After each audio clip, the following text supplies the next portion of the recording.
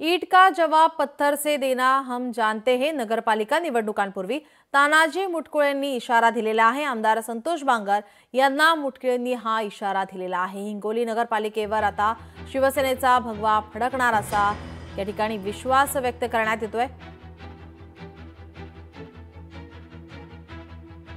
हिंगोलीत व्यापाऱ्यांना धमकावलं जात आहे। ईट का जवाब पत्थर से दिया जाएगा असा इशारा आता आमदार तानाजी मुटकुळे यांनी संतोष बांगर यांना दिला आहे।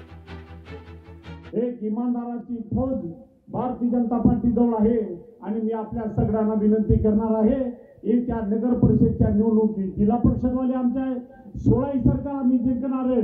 16च्या 16 बी आमच्या जिल्हा परिषदेची।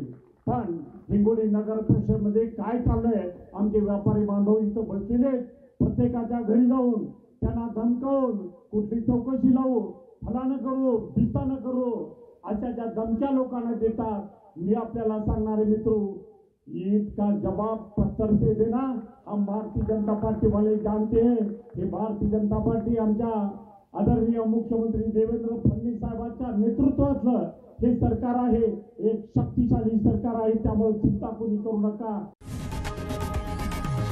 लोकशाही मराठी ऐका, पहा, जागरूक रहा।